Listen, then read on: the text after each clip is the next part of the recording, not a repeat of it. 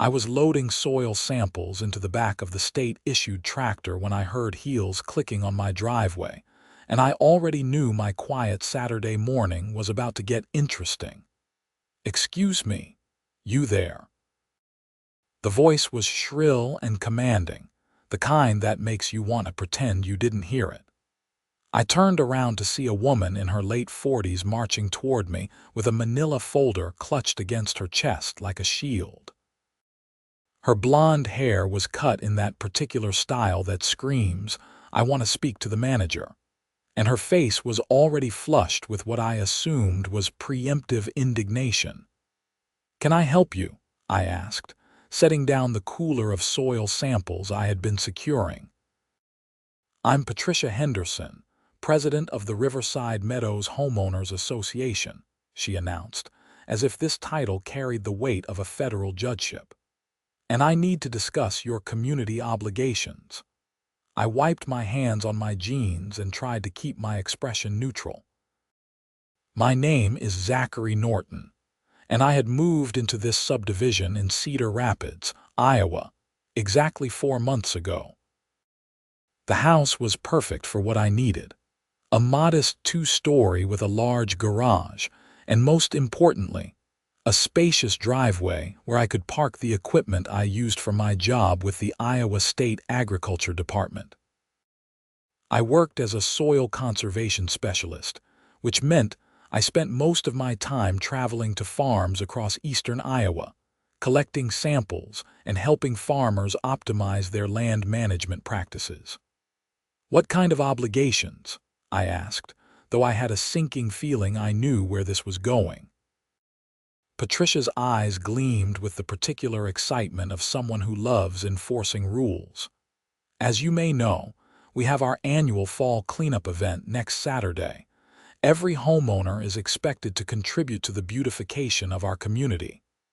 "I'm aware," I said carefully. "I received the email about it. I was planning to rake my leaves and trim the hedges like everyone else."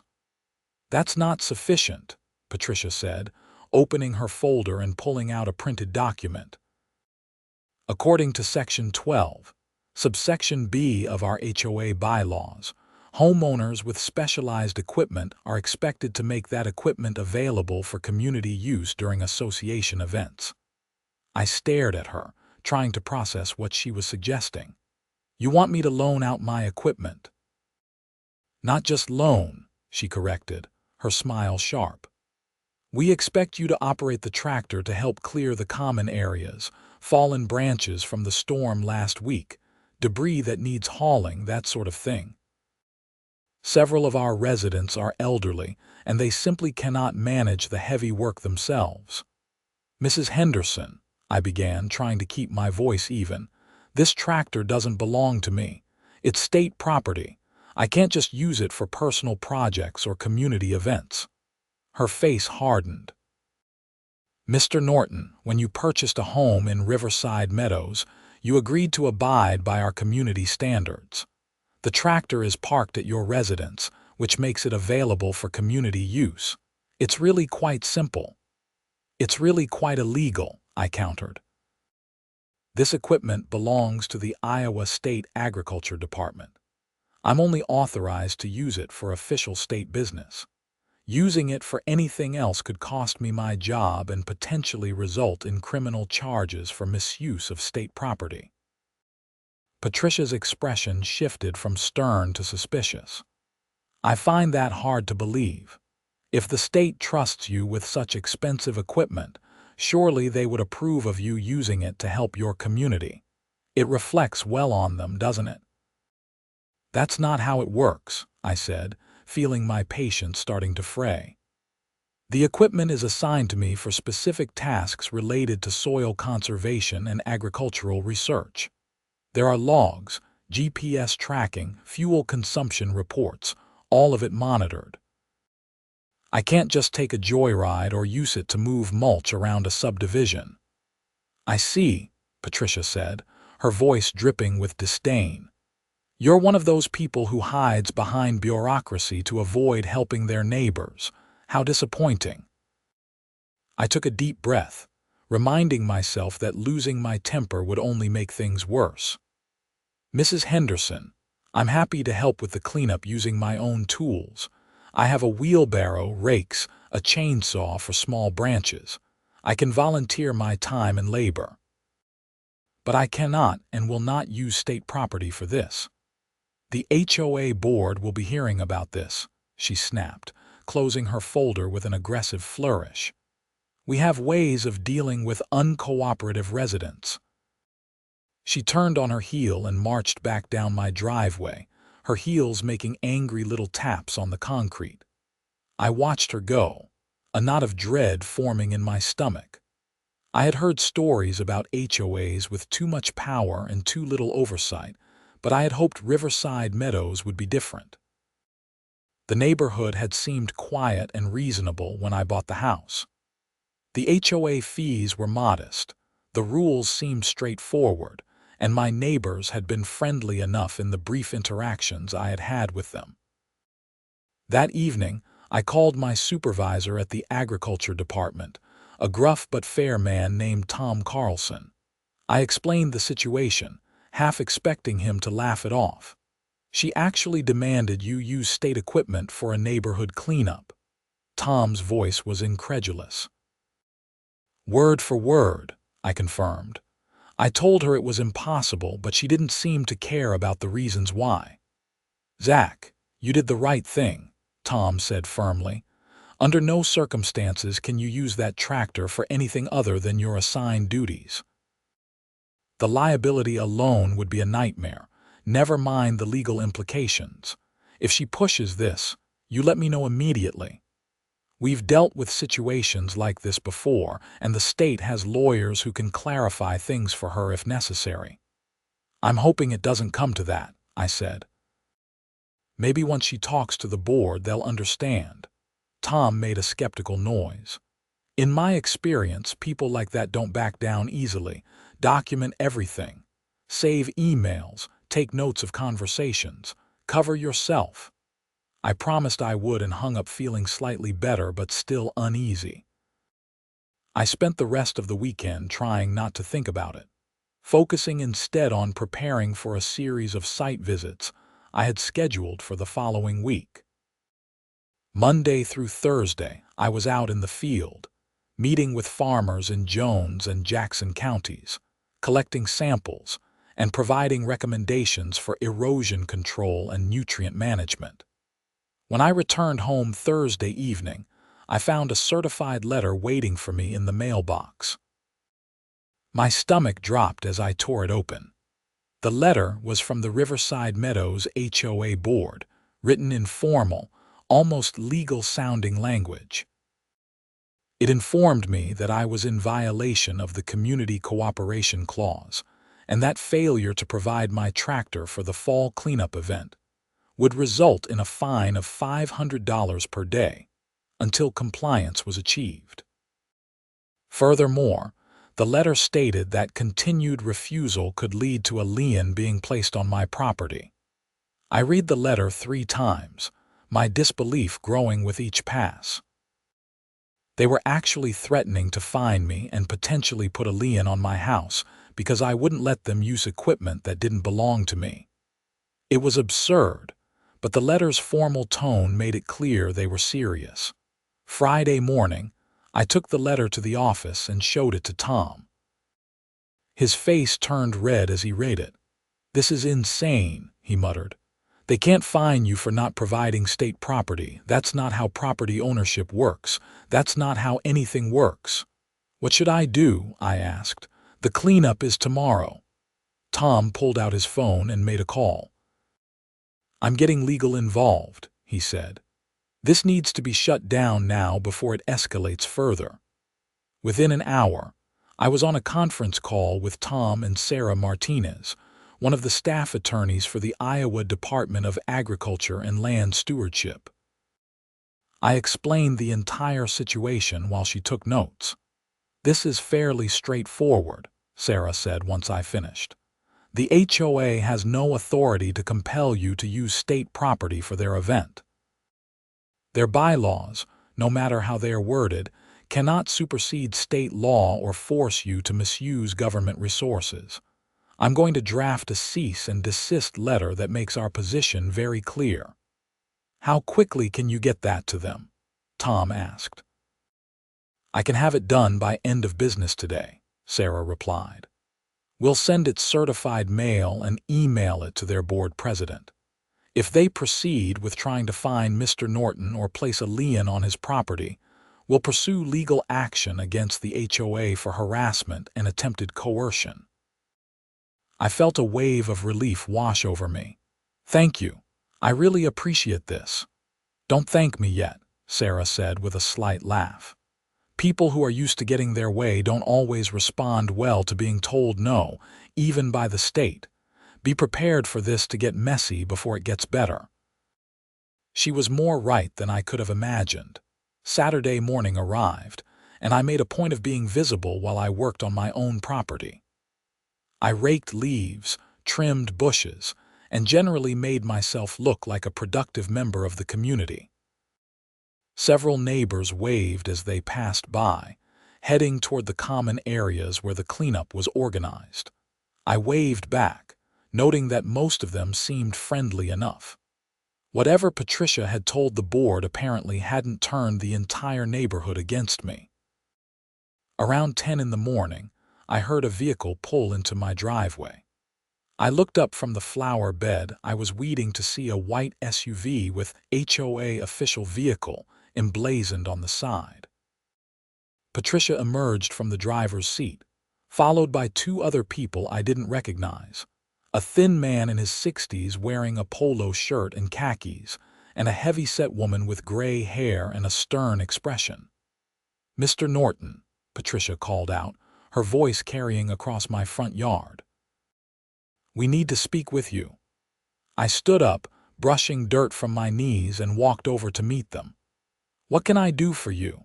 "This is Gerald Thompson, our HOA treasurer, and Margaret Sullivan, our secretary," Patricia said, gesturing to her companions. "We're here in an official capacity to discuss your continued refusal to cooperate with community standards." "I received your letter," I said calmly, "and I'm sure you've received the response from the Iowa Department of Agriculture and Land Stewardship by now."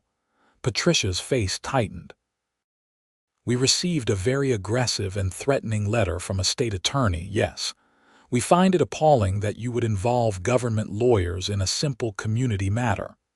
You threatened to fine me and put a lien on my house," I pointed out. "That seemed to warrant a response." "We were well within our rights," Gerald chimed in, his voice reedy and nervous. "The bylaws are very clear about community cooperation." "Your bylaws don't override state law," I said. "The tractor isn't mine to lend out. This really is that simple." Margaret spoke up for the first time, her voice surprisingly gentle. "Mr. Norton, I think perhaps there's been a misunderstanding. We're not trying to be unreasonable. It's just that we have so much work to do today, and that tractor would make everything so much easier. Surely the state wouldn't mind if you used it for just a few hours." I could see that she genuinely believed what she was saying, and I felt a pang of sympathy for her. She had probably been dragged into this by Patricia without fully understanding the situation. "Mrs. Sullivan, I appreciate that you're trying to find a middle ground," I said carefully, "but there really isn't one here. That tractor has GPS tracking, maintenance logs, and fuel consumption monitoring. If I use it for anything other than official state business, it will be flagged immediately. I could lose my job, and the state could pursue charges against me for misuse of government property. I wish I could help, but my hands are tied." "Then perhaps you should have thought about that before moving into a community with obligations," Patricia snapped. "We have standards here, Mr. Norton. If you can't meet them, perhaps you should consider living somewhere else." "Are you suggesting I sell my house because I won't break the law for you?" I asked, genuinely incredulous. "I'm suggesting that people who can't be team players don't belong in Riverside Meadows," Patricia replied coldly.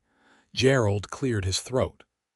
The board has voted to proceed with the fine structure outlined in our letter. As of midnight tonight, you will be assessed $500 per day for non-compliance.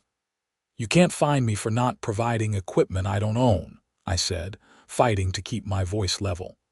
The state's attorney made that very clear in her letter. We'll let the courts decide that, Patricia said with a tight smile. We have excellent legal counsel and we're confident in our position.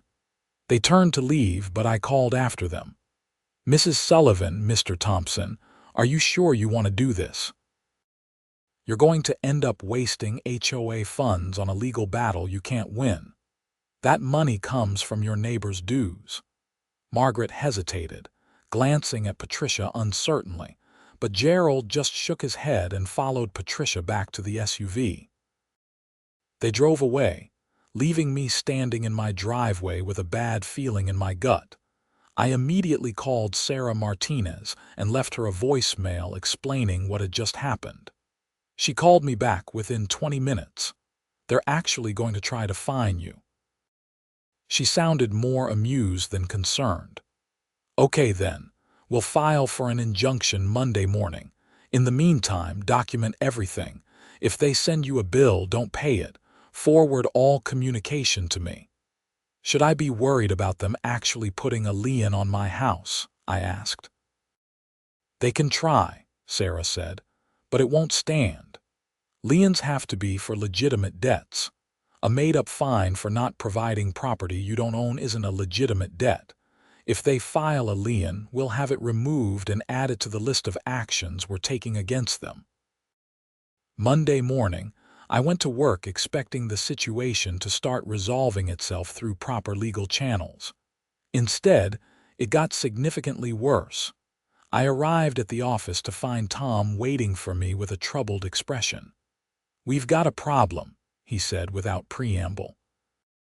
Someone filed a complaint with the State Inspector General's office claiming you've been using the tractor for personal use. My blood ran cold. What? That's insane. I haven't used it for anything except my job.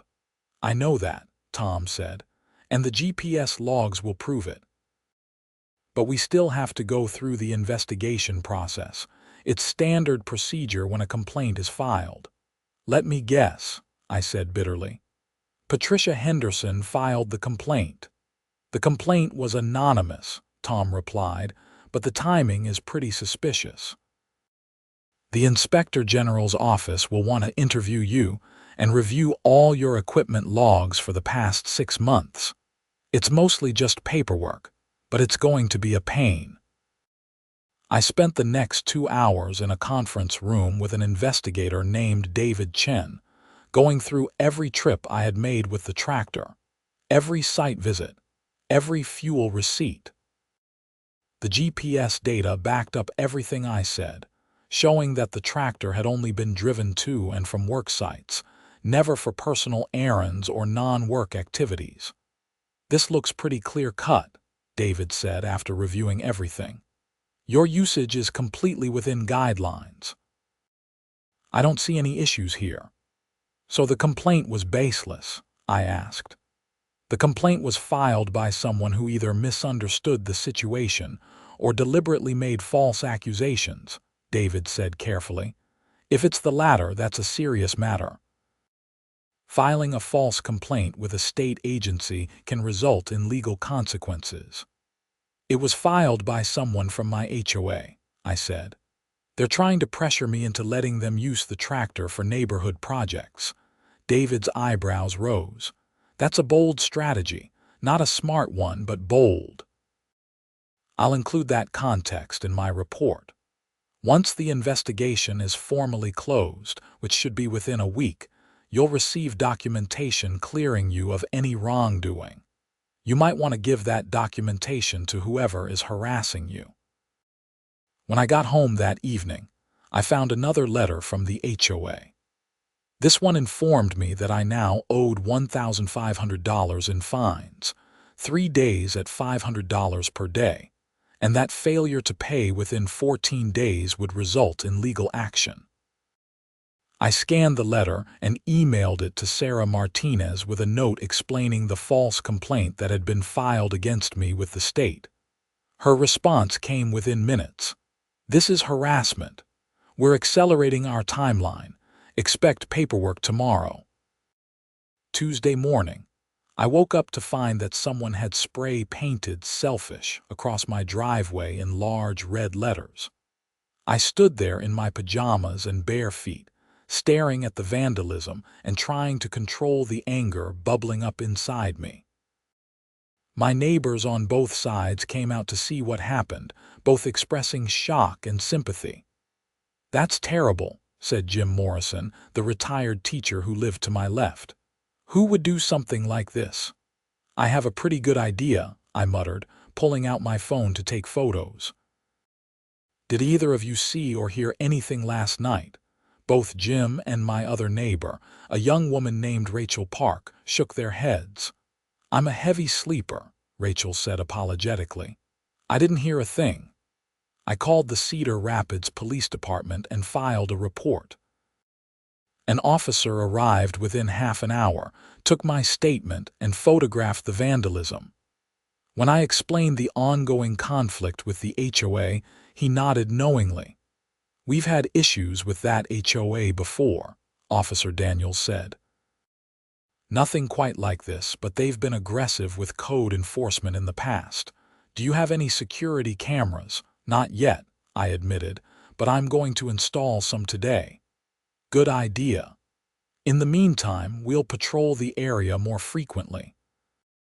If you see anything suspicious, call us immediately." After the officer left, I spent an hour scrubbing the paint off my driveway with the help of Jim and Rachel. Then, I drove to a home security store and bought a complete camera system with coverage of my entire property. I spent the rest of the day installing cameras at every angle, ensuring that no one could approach my house or the tractor without being recorded. Wednesday brought a new escalation. I received an email from Patricia Henderson with the subject line, "Final Warning." The email stated that the HOA board had voted to authorize their legal counsel to file a lien against my property and pursue collection of the fines through the courts.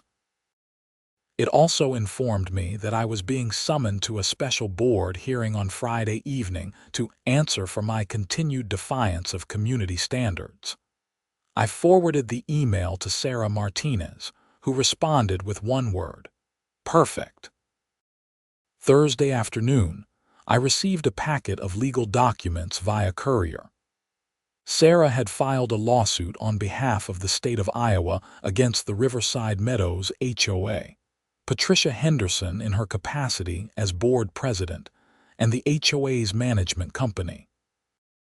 The suit sought an injunction preventing the HOA from fining me or placing a lien on my property, damages for harassment, and sanctions against the individuals who had filed the false complaint with the Inspector General's office.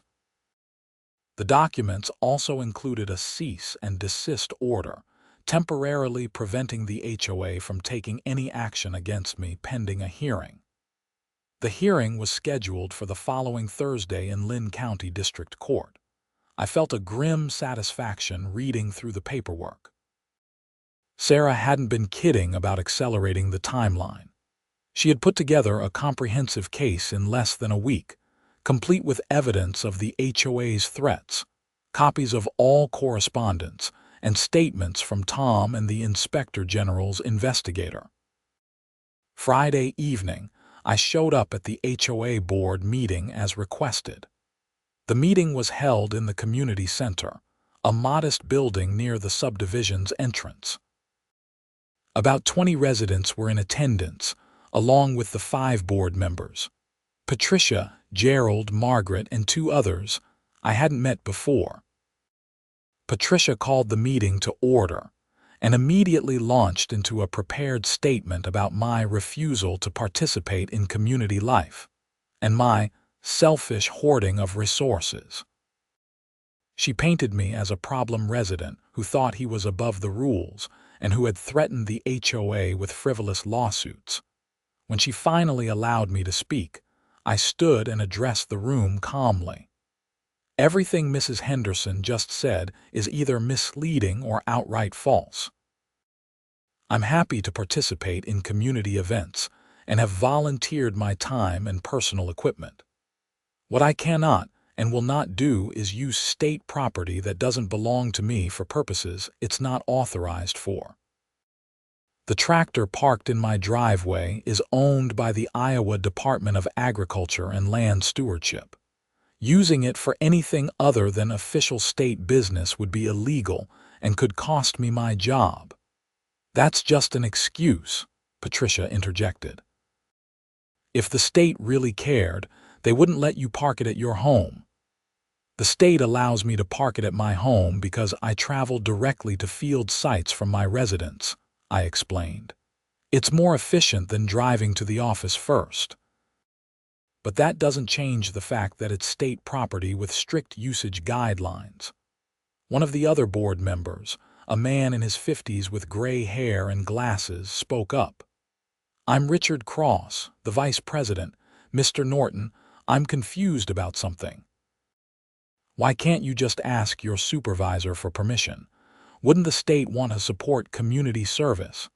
Because that's not how government property works, I said patiently. The equipment is assigned for specific purposes with specific funding. There are liability issues, insurance considerations, fuel allocation, maintenance tracking. It's not as simple as just asking for permission. The answer would be no because the answer has to be no. Margaret Sullivan, who had been quiet throughout the meeting, raised her hand hesitantly. Patricia, maybe we should reconsider this. If the state is involved now and they've filed legal action, perhaps we're in over our heads. We are not in over our heads, Patricia snapped. We have every right to enforce our bylaws. Just because Mr. Norton decided to hide behind government lawyers doesn't mean we're in the wrong. Actually, I said, pulling out a copy of the legal documents I had received, it does mean you're in the wrong. The state has filed suit against the HOA for harassment and is seeking an injunction against the fines you've been threatening. There's also an investigation into who filed a false complaint with the state inspector general's office, falsely claiming I had misused government property. That's a crime, by the way. The room went very quiet. Several residents exchanged nervous glances. Gerald, the treasurer, looked like he wanted to be anywhere else. Patricia's face had gone pale, but she rallied quickly. You're trying to intimidate us. We have legal counsel, and they've assured us that our bylaws are enforceable. Have you actually consulted with your lawyer about this specific situation? I asked, because I'm guessing you haven't. I'm guessing you just assumed you could bully me into compliance and never considered that the state might get involved. Richard Cross cleared his throat. Patricia, have we run this by Mitchell? He looked at the room. Robert Mitchell is our HOA attorney, he explained for the benefit of the residents. Patricia's silence was telling. Gerald finally spoke up, his voice shaky. We haven't actually spoken with Robert about this particular matter. Patricia said it was a straightforward bylaws enforcement issue. We need to table this, Margaret said firmly, showing more backbone than I had expected. We need to consult with our attorney before we proceed any further, and we need to see these legal documents Mr. Norton mentioned. I handed over copies of the lawsuit and the cease and desist order. Richard took them and began reading, his expression growing more alarmed with each page. He passed them to Margaret, who went pale. Gerald looked like he might be sick. Patricia snatched the documents and read them, her face cycling through various shades of red. This is outrageous. The state has no right to interfere with HOA business. The state has every right when you're trying to force someone to misuse government property, I said. And when you file false reports with state agencies, that's the part that's really going to be a problem for whoever did that. The meeting devolved into chaos after that, with board members arguing among themselves and residents demanding answers about whether their HOA fees were about to be spent on a losing legal battle. Patricia tried to regain control, but couldn't overcome the tide of criticism. Finally, Richard adjourned the meeting over Patricia's objections. As people filed out, several residents stopped to apologize to me or express support. Jim Morrison clapped me on the shoulder. "Glad to see you standing up to them," he said. "Patricia's been on a power trip for years. Maybe this will finally put a stop to it." I drove home feeling drained but cautiously optimistic.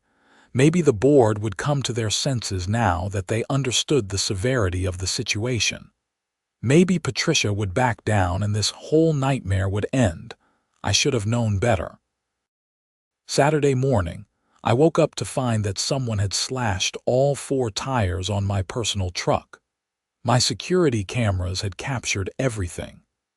At 2:30 in the morning, a figure in dark clothing and a ski mask had crept into my driveway and methodically destroyed each tire with a knife.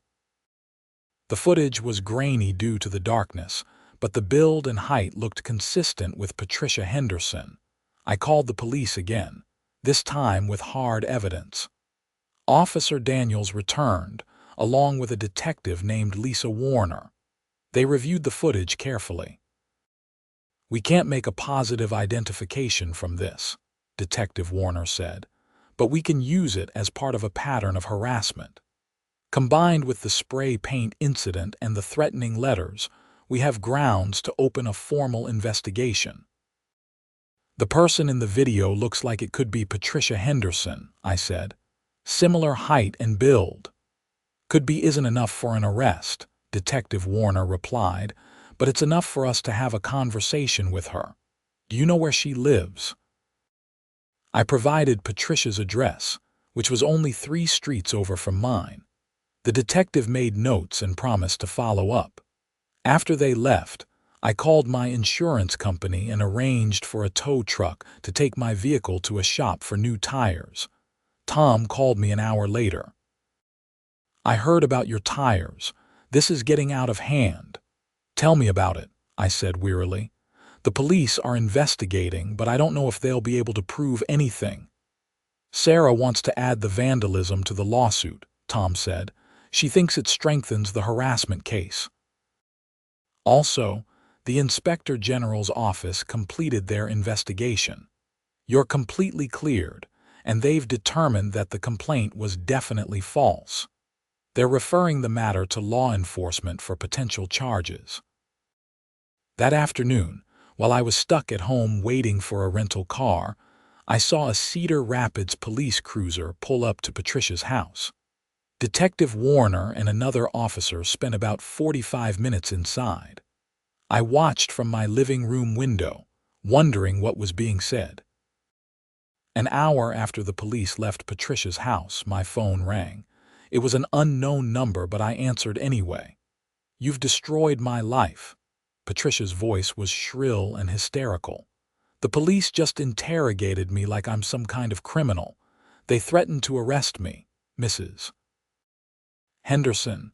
You shouldn't be calling me," I said, scrambling to put the phone on speaker so I could record the conversation with my backup phone. "All communication should go through the attorneys at this point." "I don't care about attorneys," she screamed. "You've turned the entire neighborhood against me. The board is talking about forcing me to resign, all because you're too selfish to share a stupid tractor. You vandalized my property," I said, keeping my voice level. "You filed false reports with the state. You threatened to steal my home with an illegal lien. This isn't about a tractor anymore, Mrs. Henderson. This is about you breaking the law." "I didn't vandalize anything," Patricia shouted. "I don't know what you're talking about. I have security footage," I said. "Someone matching your description slashed my tires at 2:30 this morning." There was a long pause. When Patricia spoke again, her voice had changed, becoming calculating. "You can't prove that was me. It could have been anyone." The police seem to think they can build a case, I replied. Especially combined with everything else. You're going to regret this, Patricia said, her voice dropping to a harsh whisper. I have connections in this town. I can make your life very difficult. Is that a threat, Mrs. Henderson?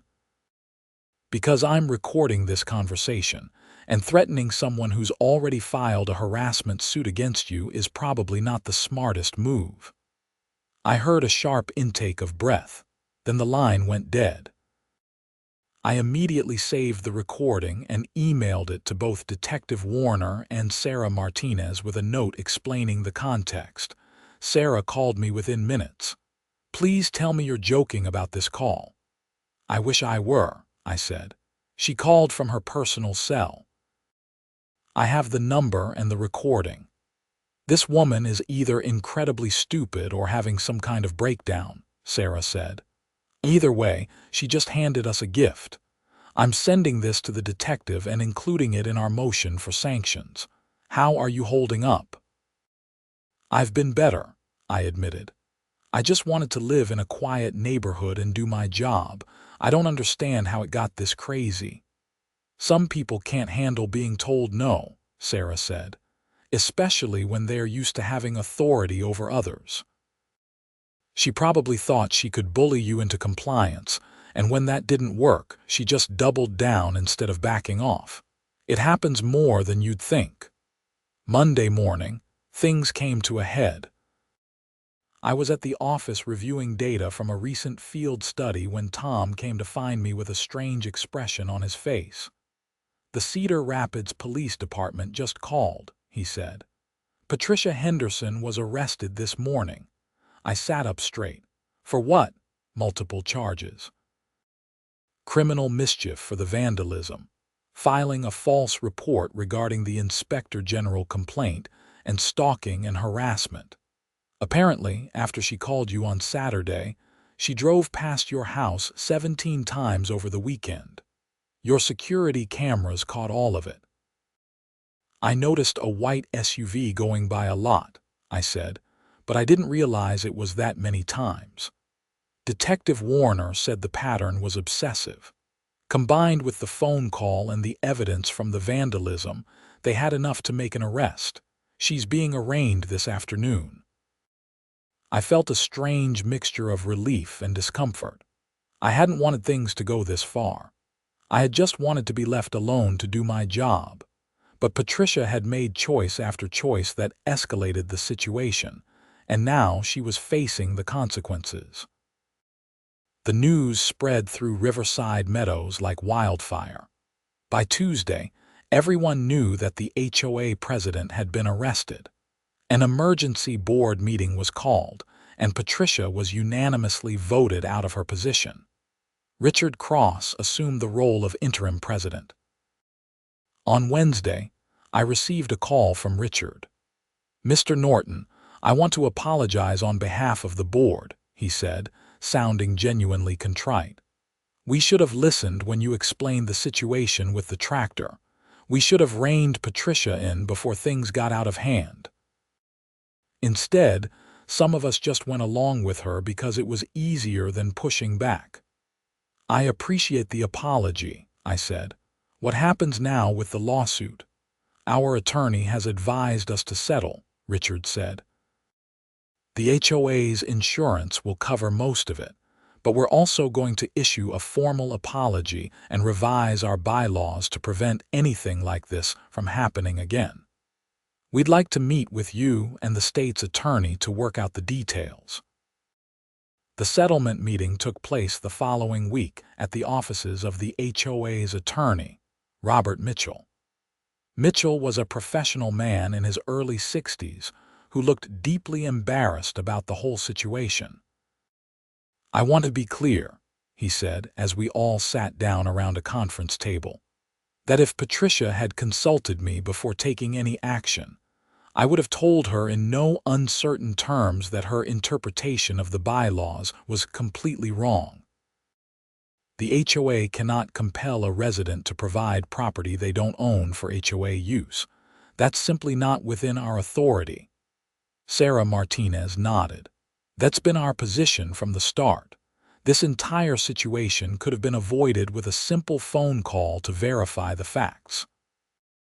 We spent 2 hours hammering out the details of the settlement.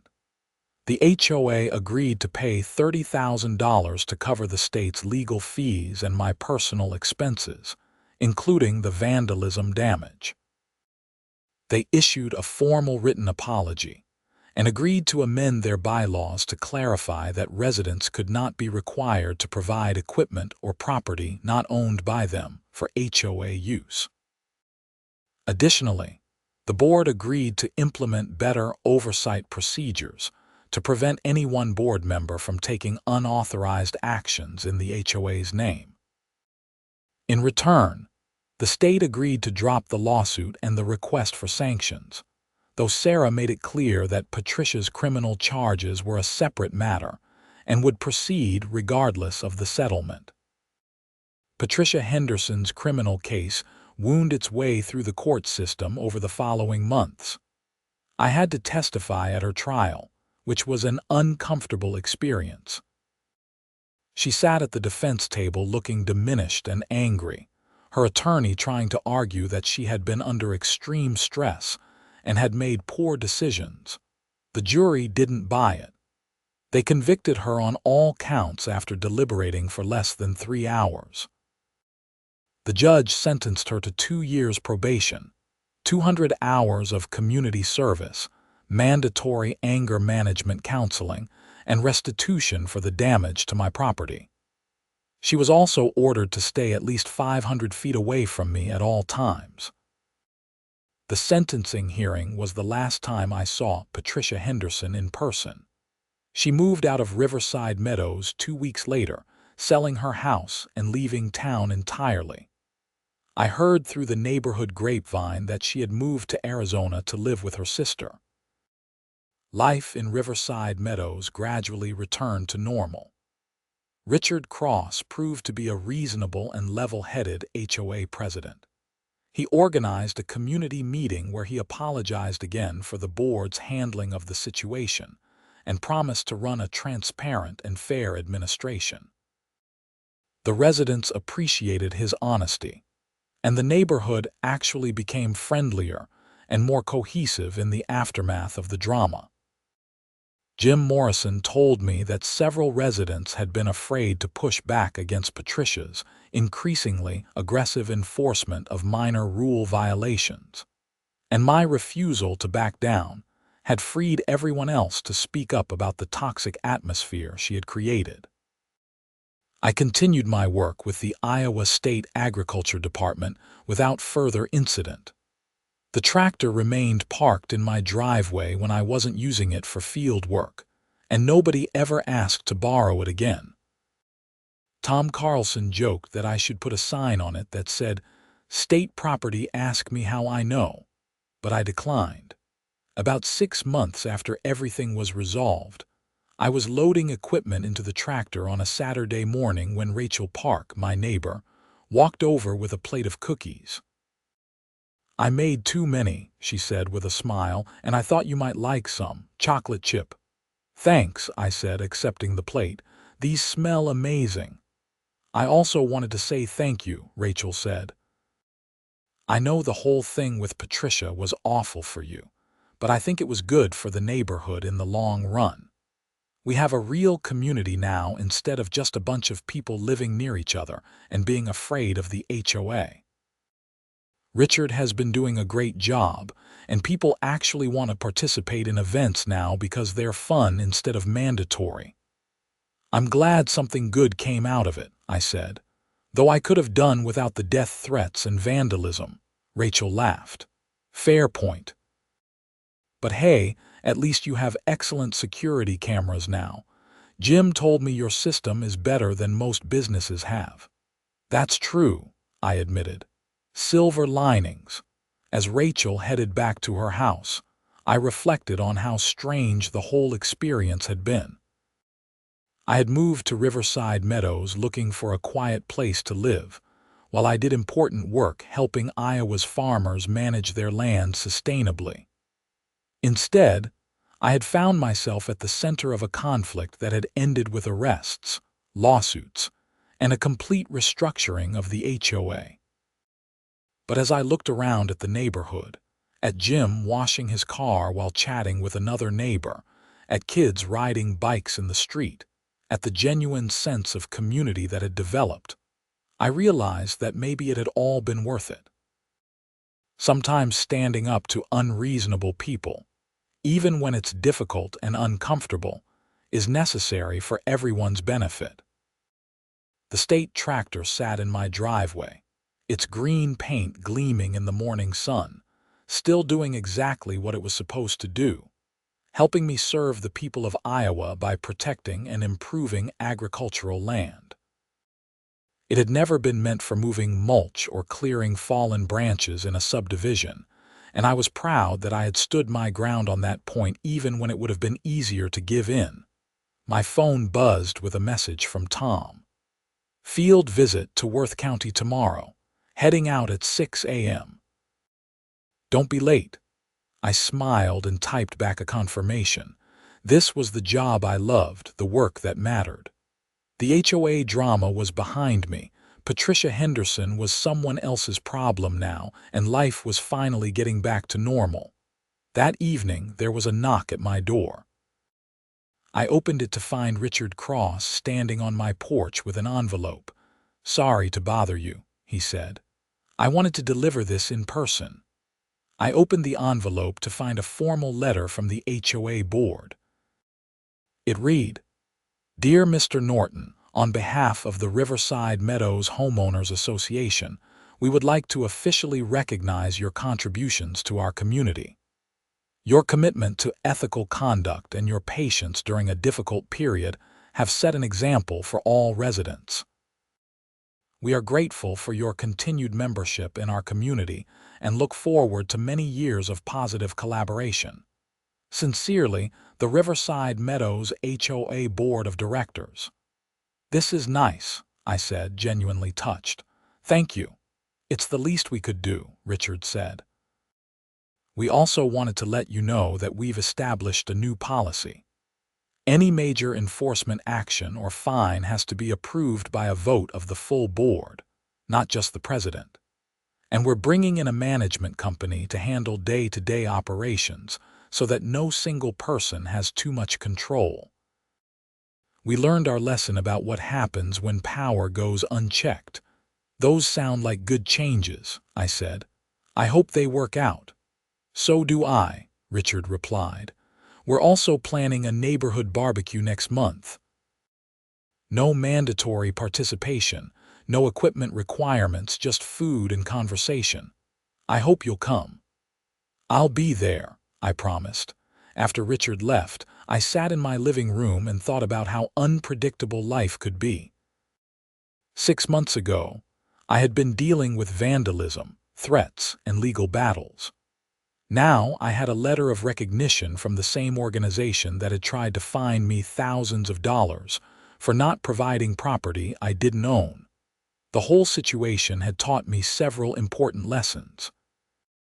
First, that some people will double down on bad decisions rather than admit they're wrong, no matter how much damage it causes.